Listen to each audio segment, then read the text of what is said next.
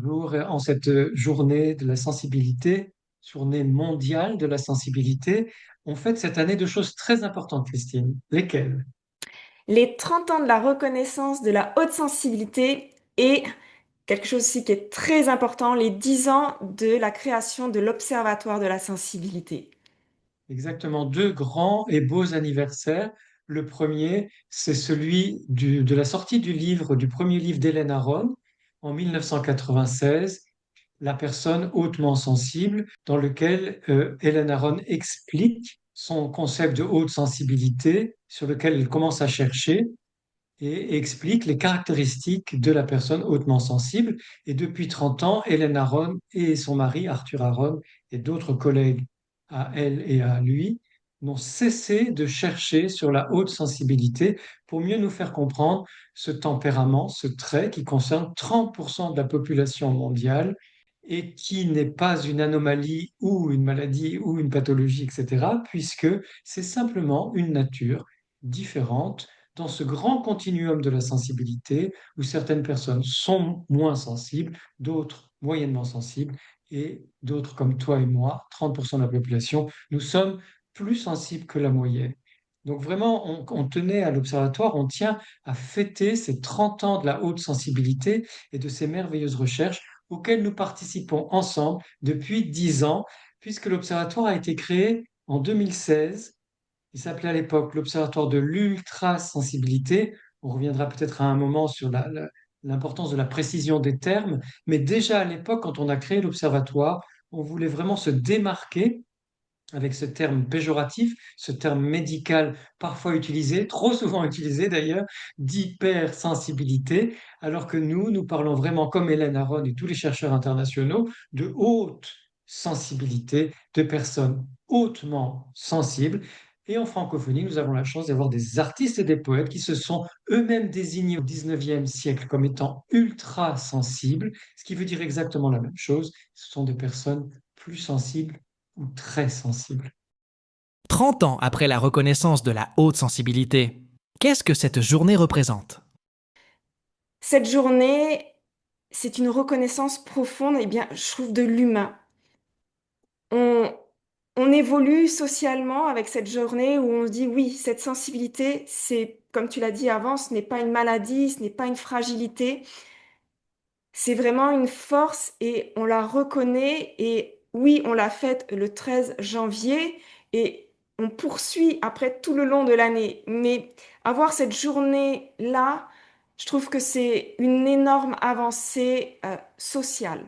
C'est une énorme avancée sociale, culturelle, et une énorme avancée, on y viendra dans notre entretien, on en parlera à d'autres moments, mais une énorme avancée pour le monde. C'est-à-dire que cette journée mondiale de la sensibilité, elle remet au centre de nos vies, au centre de nos préoccupations, la sensibilité humaine, sous toutes ses formes, en la valorisant, en montrant à quel point c'est important d'être sensible et de pouvoir l'exprimer tout en expliquant chaque année, en donnant des informations précises sur la haute sensibilité, sur cette sensibilité plus élevée que la moyenne, qui a besoin d'être mieux connue pour pouvoir accompagner les enfants, les adolescents, les adultes à l'école, dans leurs études, au travail, en politique ou partout ailleurs, même dans la famille, dans les relations plus intimes comme les relations amoureuses ou les relations amicales.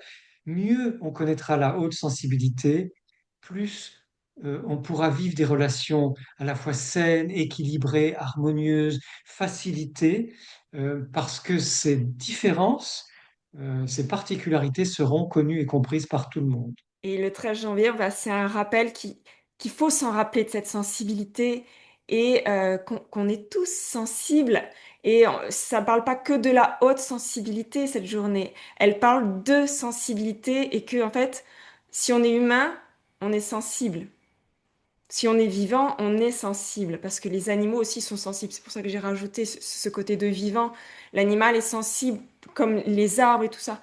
Donc, ça parle, cette journée, de sensibilité et c'est très important de le rappeler parce qu'on l'oublie trop souvent. Oui, que comme tu le dis, si on est vivant, on est sensible. Et donc, on ne peut pas être trop vivant, on ne peut pas être trop sensible. Ça aussi, c'est important de le rappeler. Il ne peut pas y avoir trop de sensibilité. Il y a simplement des sensibilités comme la tienne, la mienne et celle de milliards de personnes sur cette planète, des sensibilités très vives, c'est-à-dire très vivantes. Qu'avons-nous appris de plus essentiel sur la haute sensibilité grâce aux nouvelles recherches?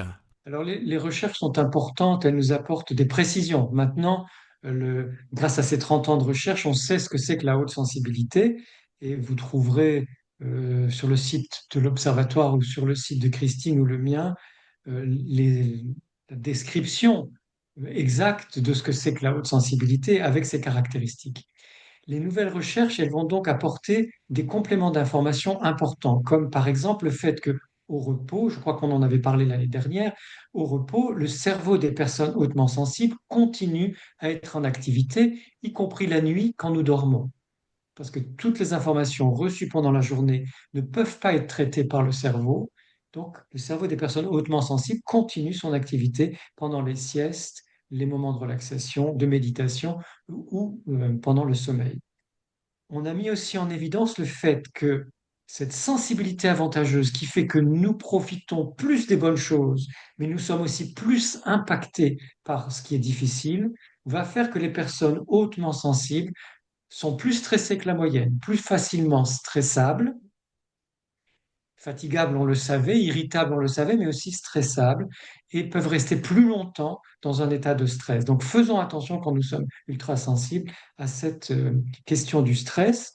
Les personnes hautement sensibles, et notamment les enfants et les adolescents, peuvent, s'ils sont dans des environnements perturbants ou pas assez soutenants, développer plus facilement de l'anxiété et de la déprime.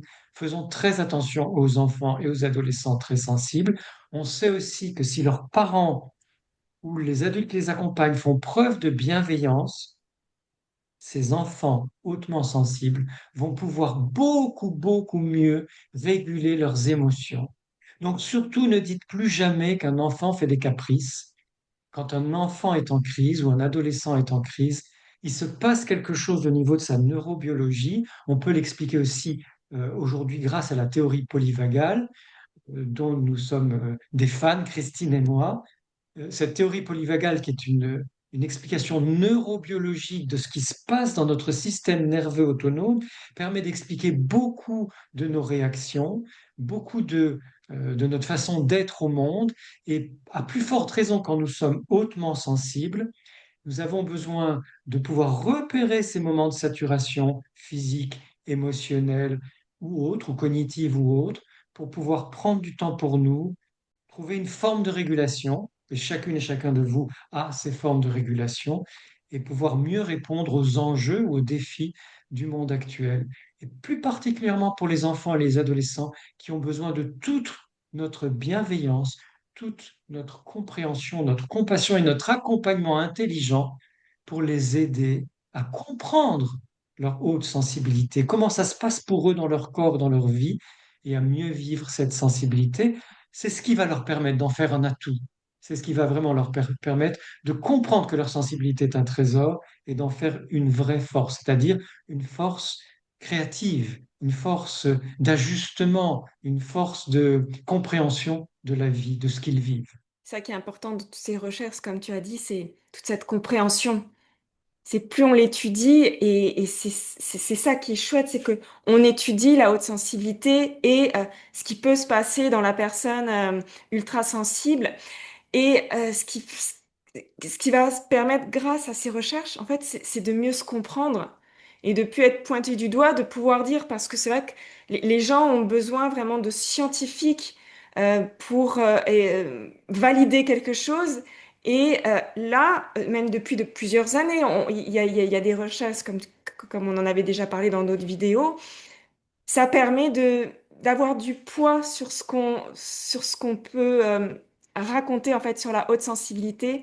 Et ça, je trouve ça juste extraordinaire de pouvoir mettre des mots scientifiques parce que euh, beaucoup de personnes ont besoin de cet appui-là pour dire, ah oui, en fait, c'est vrai, c'est quelque chose qui a été validé, qui a été quantifié.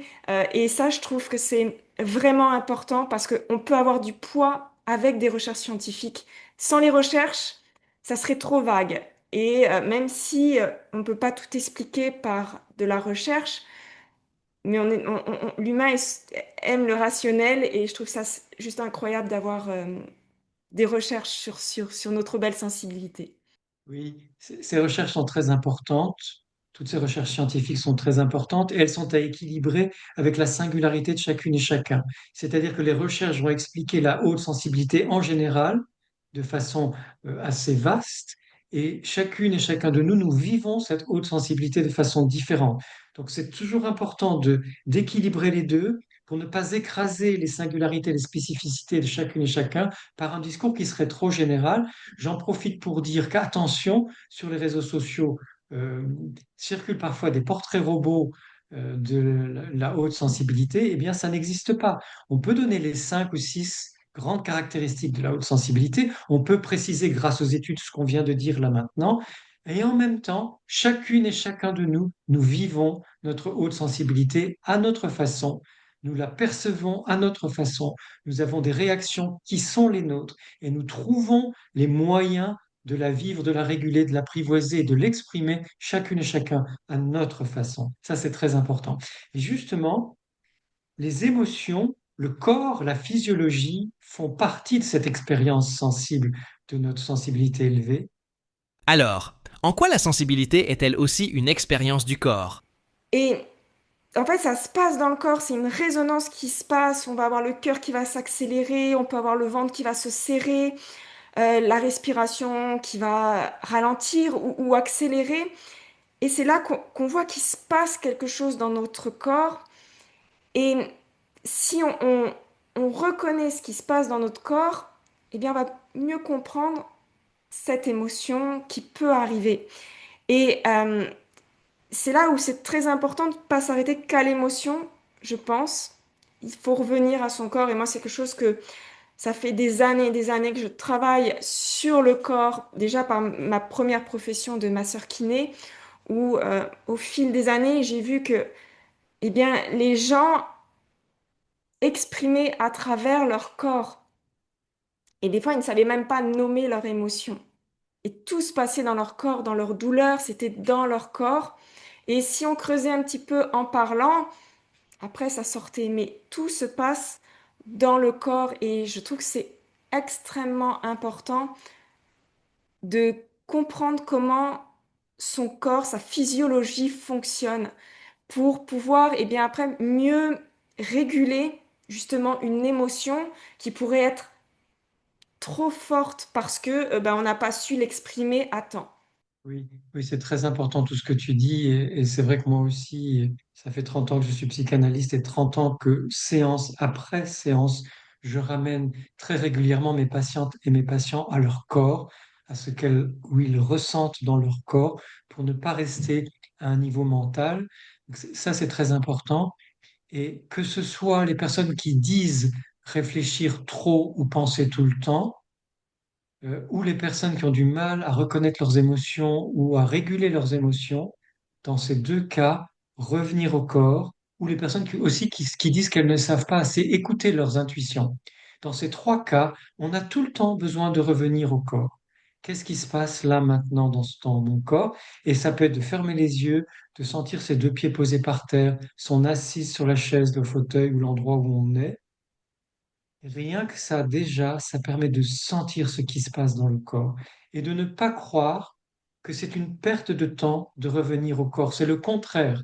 Chaque fois qu'on évite de revenir au corps et à ses ressentis corporels, on perd du temps parce qu'il va bien falloir à un moment ou à un autre revenir au corps pour sentir ce qui se passe par rapport à une émotion, par rapport à une pensée ou pour être à l'écoute de nos intuitions ou toute autre chose.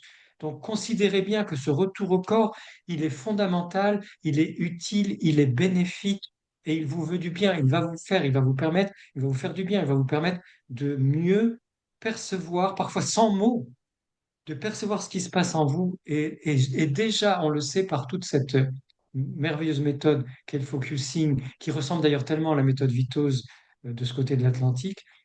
On sait que quand on est à l'écoute du corps, le corps qui a une immense sagesse et une grande capacité d'auto-guérison, donc d'autorégulation, quand on prend conscience de quelque chose dans le corps, hop, il y a ce que les anglo-saxons appellent un shift, et quelque chose qui se déplace, quelque chose qui s'ajuste. Et moi, je sais que, par exemple, avant une vidéo, j'ai toujours un stress. Et je fais souvent ce que tu viens de dire. Je mets bien mes pieds au sol et moi, j'ai toujours ce côté avec les mains où pour moi, c'est une nécessité où ça me ramène vraiment de suite à moi-même et je me calme comme ça. Je me calme comme ça et je diminue mon stress avec la respiration, bien sûr.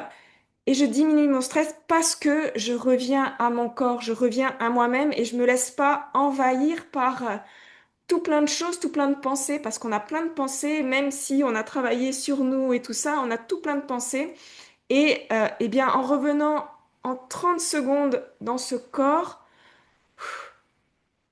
ça fait un bien fou et ça permet vraiment de réguler tout ce qui se passe en nous. C'est vrai, c'est très important. Et c'est bien d'insister là-dessus parce que s'il y a vraiment une chose à retenir de cette conversation qu'on a là maintenant, c'est ça. Donc revenez à votre corps, revenez aux gestes qui vous font du bien, aux postures qui vous font du bien. Et en ce qui concerne la respiration, autant plus d'une vingtaine d'études scientifiques, l'énorme travail du journaliste scientifique James Nestor et tout ce que disent les yogis ou les praticiens des arts martiaux, avant tout, respirons par le nez. Respirons lentement. Et quand nous avons besoin de retrouver du calme ou de nous recentrer, ça va être l'expiration qui est importante. Allongeons notre respiration, tout cela dans la douceur, bien sûr. Et justement, le fait de respirer par le nez le permet. Respirons doucement par le nez et allongeons nos expirations pour retrouver le centre et le calme. Et en plus, ce sont des techniques, mais qu'on a tout le temps, puisque la respiration, elle est gratuite et elle est là en permanence 24 sur 24. Donc, c'est vraiment important et si simple au final à utiliser. Nos comportements ne sont pas toujours intentionnels. Quel impact sur la manière dont nous vivons nos émotions? Ce n'est pas intentionnel, mais c'est dans notre mémoire du corps. On revient au corps, c'est dans nos mémoires cellulaires de notre corps qui va créer des comportements, des fois on ne comprend pas. Et savoir, pour moi, savoir que toutes nos réactions ne sont pas forcément intentionnelles, ça permet aussi d'être un petit peu plus doux avec nous-mêmes.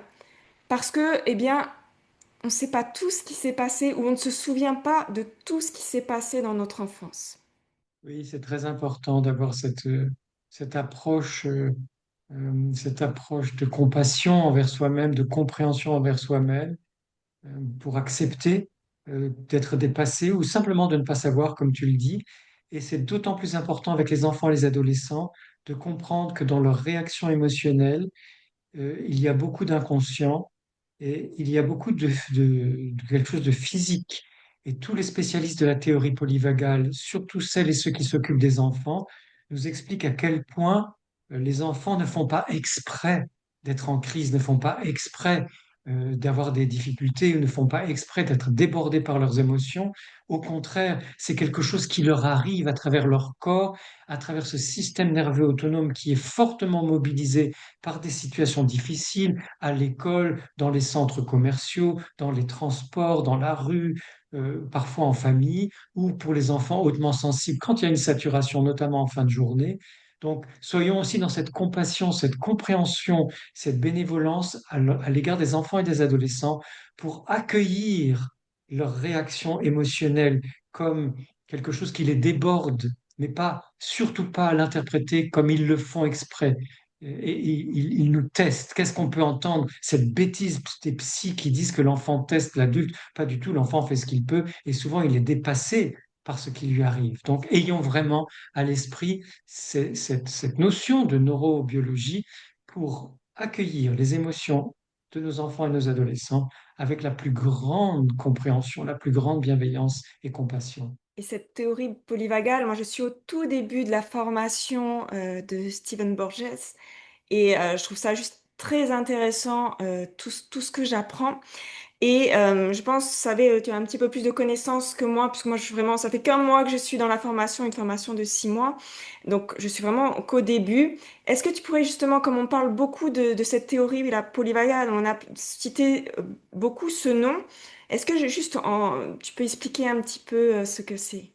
Alors, la théorie polyvagale a été créée par, en tout cas mise en évidence par un professeur de psychiatrie américain, le docteur Stephen Porges, qui est parti d'un siècle d'études de neurobiologie qui montrent que notre système nerveux est autonome, c'est-à-dire qu'il ne dépend pas de la volonté et que nous avons tout intérêt à comprendre comment nous fonctionnons sur le plan de ce système nerveux pour pouvoir nous ajuster aux moments différents de la vie. Et donc, il a mis en évidence trois fonctionnements de ce système nerveux qui sont hiérarchisés.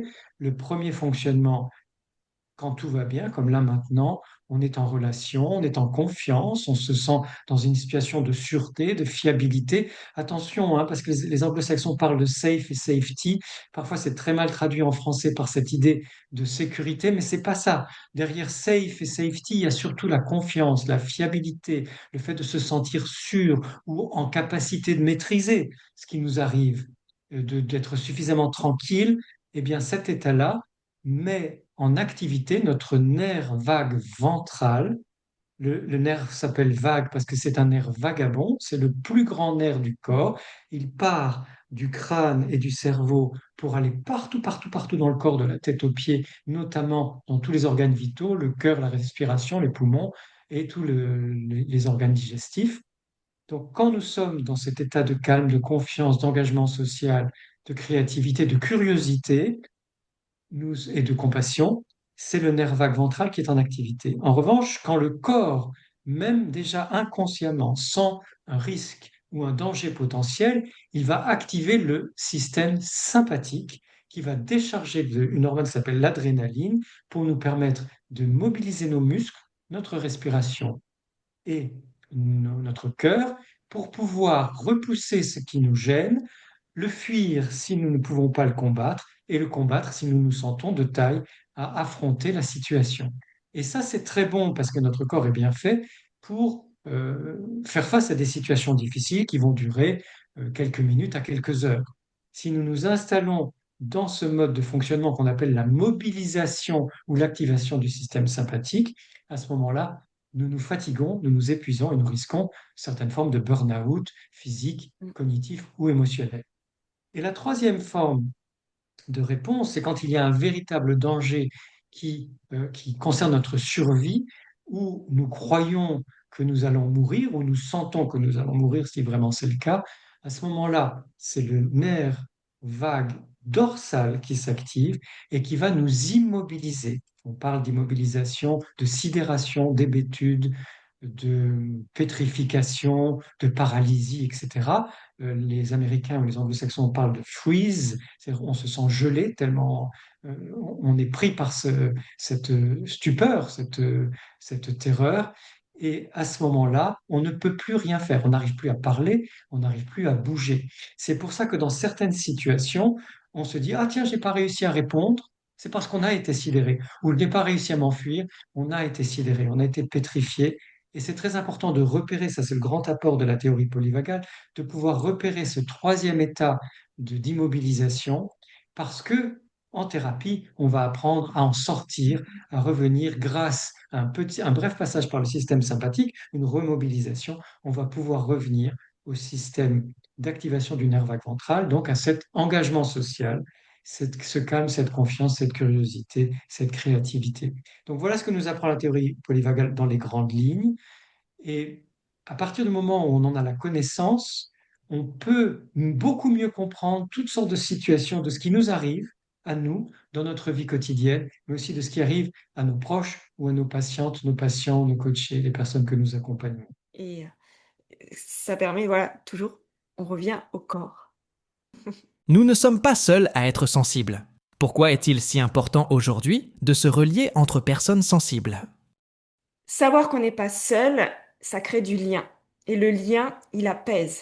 Parce que si on est seul, bah, on va se sentir différent, à part. pas normal, en décalage, alors que si on sait qu'il y a d'autres personnes avec une sensibilité plus élevée, on va se sentir enfin compris.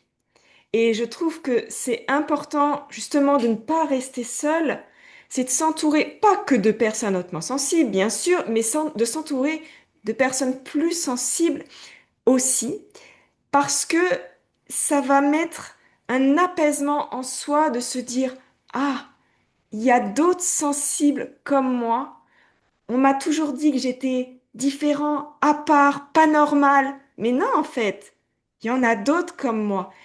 Et pour ma part, quand j'ai appris que j'étais hautement sensible, mais je me suis relâchée, j'avais plus les épaules qui étaient super hautes et la tête rentrée dans les épaules. Non, je me suis redressée et j'ai fait, ah, je suis pas seule. Et oui, en le disant, j'ai des frissons parce que je me suis dit, waouh, en fait, tout ce qu'on m'a dit sur moi, c'était faux. Je suis pas seule, il y en a d'autres. Et ça apporte ce réconfort qu'on avait besoin depuis si longtemps. Oui, c'est ça qui est très important quand on est avec d'autres grands sensibles, quand on se relie, on va partager des repères, ces repères sur la haute sensibilité qui est la nôtre. On va pouvoir partager aussi des expériences vécues, des difficultés traversées ou des épreuves traversées dans le rejet qu'on a pu vivre, enfant, adolescent ou adulte, à cause de cette grande sensibilité, mais aussi tous les moments de grâce, tous les moments de créativité, tous les moments où on a trouvé comment réguler, vivre, apprivoiser notre haute sensibilité. Et ce partage-là aussi est très fécond, il est très fort pour donner confiance aux personnes hautement sensibles. Et ça me permet de faire le lien avec une autre grande idée que nous avons avec Christine, c'est changer le monde, permettre à ce monde de devenir plus sensible, plus humain, plus vivant.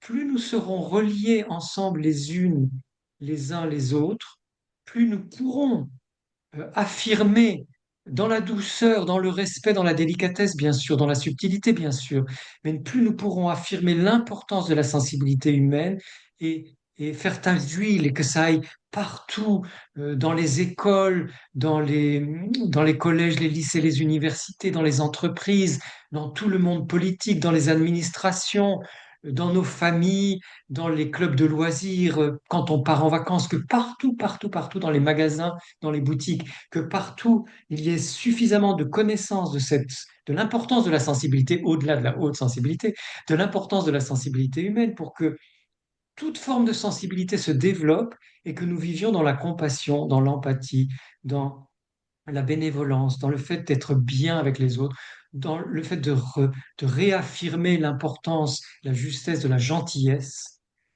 et de la solidarité, de tout ce qui nous permet de mieux vivre ensemble. Tout à fait. En étant ensemble, on fait partie d'un tout. On- moi, je trouve ça juste extraordinaire de se dire, waouh, on n'est pas seul. Et ça, moi, je trouve ça, pourtant, c'est ce qu'on nous a souvent dit, alors que c'était faux. Donc, moi, je trouve que c'est très important de se lier les uns les autres, comme tu as dit, pour faire évoluer le monde et pour pouvoir aller plus loin dans, dans dans nos valeurs et qu'on puisse enfin partager nos valeurs ensemble. Et ça, je pense que c'est important. Oui, oui, c'est vraiment fondamental. Et justement, Christine et moi, nous avons mis en place une pétition qui permet de soutenir cette idée que nous avons de la sensibilité, cette idée que nous avons à l'Observatoire, hein, pas que Christine et moi, mais à l'Observatoire. Et toutes les personnes formées par l'Observatoire, c'est beaucoup plus que 100 professionnels partout dans la francophonie. Ce groupe se développe de plus en plus. Nous avons créé une pétition pour soutenir la sensibilité, pour la valoriser partout, notamment dans les établissements scolaires, et pour éviter le harcèlement des personnes hautement sensibles. Vous pouvez aller signer la pétition, vous trouverez le lien en dessous de cette vidéo et nous vous remercions. Il y a déjà beaucoup de personnes qui l'ont signé. Merci Oui, aussi à ces personnes qui l'ont signé et nous comptons sur vous, sur votre soutien pour avancer encore dans la reconnaissance de la sensibilité. Comment aider les enfants et les jeunes à vivre leur sensibilité sans la craindre? Pour moi, déjà, pour aider les enfants, il faut que les adultes aient cette connaissance sur la sensibilité. Euh, pour moi, on ne peut pas aider les enfants si les enseignants, si les infirmiers scolaires, si les chefs d'établissement n'ont pas cette connaissance sur la haute sensibilité. D'ailleurs, derrière, j'ai le projet Fragile Power que je vais laisser Saver en parler parce que tu as participé à cette création. Euh, c'est un projet qui est juste extraordinaire. Donc là, je te laisse la parole, Saver. Oui, c'est une chance extraordinaire parce que c'est un projet européen, ce qui montre bien que nous ne sommes pas seuls. Nous ne sommes pas seuls à faire tant pour la haute sensibilité, la connaissance et le respect de la haute sensibilité dans tout le monde francophone. Il y a aussi d'autres pays en Europe qui s'activent, qui se mobilisent pour faire connaître la haute sensibilité, et notamment en Tchécoslovaquie, où nous avons travaillé pendant 2 ans avec des associations et des instituts tchécoslovaques pour mettre au point 2 outils à la suite d'une grande enquête, pour mettre au point 2 outils qui nous semblent très utiles. Un guide pour les éducateurs, ce guide pour les enseignants, les infirmières, les infirmiers, les psychologues scolaires et les parents. Ce guide, vous pouvez le télécharger gratuitement sur le site Fragile Power. Vous trouverez aussi le lien en description. Alors, je précise que dans ce guide, il y a une description précise avec des exemples de ce qu'est la haute sensibilité, comment elle se manifeste chez les élèves, qu'ils soient enfants ou adolescents, et comment les enseignants peuvent euh, mieux l'appréhender, mieux la vivre et la réguler dans la classe avec une dizaine d'exercices à la fin, d'exercices pratiques à faire en classe qui sont véritablement très utiles pour aider autant les élèves que les enseignants. Et nous avons aussi créé une bande dessinée pour expliquer cette fois-ci aux jeunes ce qu'est la haute sensibilité et comment ils peuvent l'apprivoiser, l'accueillir, l'accepter, mieux la vivre et mieux la faire comprendre à leurs proches. Et là aussi, vous trouverez dans la description le lien pour le téléchargement gratuit de cette bande dessinée. Et ils sont super bien faits. C'est simple. La lecture est simple. Et ça, moi, je sais quand je l'ai lu, j'ai trouvé ça juste extraordinaire parce que on comprend facilement les termes, les mots. Et c'est important parce que si l'adulte change son regard sur la sensibilité, change son regard sur la haute sensibilité et va changer son regard sur l'enfant ultra sensible, eh bien l'enfant lui-même va changer son regard sur lui-même. Et je pense que c'est déjà comme ça. On peut, après avoir différents exercices pour les enfants, différentes techniques, mais si l'adulte, lui, ne change pas à la maison pour les parents ou l'enseignant passe son regard sur lui, même si l'enfant fait 36 000 exercices, à l'intérieur, ça va être un petit peu compliqué quand même. Alors que si le regard de l'adulte en face de lui est différent, eh ben, son regard sur lui-même, je pense, sera aussi différent. Oui, tout à fait. Ça me fait penser à ton très beau livre qui s'appelle Intensément vivant. Ce changement de regard, il est central dans ton livre et il permet de se resituer dans la fierté d'être hautement sensible, dans l'accueil complet de l'être qu'on est avec cette sensibilité-là. Et ton livre le met vraiment très en valeur. Intensément vivant, c'est au courrier du livre et je vous recommande la lecture de ce magnifique livre écrit par Christine avec une immense sincérité. Et moi, ce livre me touche beaucoup et je l'aime énormément. Merci Saverio. Quand j'ai écrit ce livre, je voulais vraiment partager toute cette intensité qu'on a à l'intérieur de nous, qui oui, peut être un défi. Quand on ne le comprend pas, c'est un énorme défi. Quand on comprend, c'est un défi aussi. Mais il y a tellement d'autres choses derrière que les défis, eh bien, ça me nuise. On sait les reconnaître et on sait en fait qu'à l'intérieur, sans notre sensibilité, on serait plus rien et on se relie à la vie. Et c'est pour ça que j'ai voulu mettre ce terme de vivant. C'est que pour moi, la sensibilité, c'est on est vivant et nous sommes intensément plus vivants en ayant cette sensibilité à l'intérieur de nous. Vers quoi peut-on se tourner pour ne pas rester seul avec tout ce que l'on ressent? À l'heure actuelle, on a plein de ressources sur la haute sensibilité et ça permet justement d'aller piocher dans des sites qui ont une véritable connaissance sur la haute sensibilité, comme l'Observatoire de la sensibilité, vous avez plein d'informations sur ce qu'est la haute sensibilité. Sur ton site, d'ailleurs, Saverio, tu as un blog aussi sur la sensibilité, sur la haute sensibilité, et allez le voir, je mettrai aussi les liens il vous explique, enfin, tu nous expliques tellement de choses sur la haute sensibilité. Donc, vous pouvez apprendre sur votre sensibilité en allant sur plein de liens. On a notre podcast aussi, âme sensible, qui vous permet eh bien, d'avoir des mots de personnes sensibles où on partage notre sensibilité, où on vous apporte des informations. Et donc, vous pouvez aller chercher ce que vous ne comprenez pas à l'intérieur de vous sur plein de ressources. Oui, c'est important de trouver les bonnes informations et qui vont nous permettre d'y voir vraiment clair sur ce que nous vivons, sur ce que nous ressentons, sur ce que nous traversons parfois. Donc, allez sur ces sites qui apportent les bonnes informations. Et vous avez aussi toute la quinzaine de la sensibilité qui commence aujourd'hui, puisque nous sommes le 13 janvier, et elle va se dérouler pendant 2 semaines. Et maintenant, c'est à nous de vous adresser une question fondamentale. Qu'est-ce que vous allez faire avec toutes ces informations recueillies, récoltées pendant cette quinzaine de la sensibilité? Qu'est-ce que vous allez faire concrètement pour vous, pour vous aider à mieux vivre cette sensibilité dans votre vie quotidienne, mais aussi pour vos proches, pour les autres, comment chacune et chacun de nous, nous pouvons œuvrer à mieux faire connaître la sensibilité élevée, à mieux la faire euh, respecter et à l'exprimer au plus juste pour que justement on vive cette espèce de farandole, j'aime bien cette image de farandole, qu'on vive cette farandole, cette danse ensemble, cette danse de la sensibilité et que nos vies à chacune et chacun soient enrichies par tout ce que nous faisons en faveur de la sensibilité. Un grand merci. Merci beaucoup, Christine. Merci Saverio. Alors, vous pouvez répondre à cette question en commentaire. Comme ça, on pourra lire et voir vos réponses.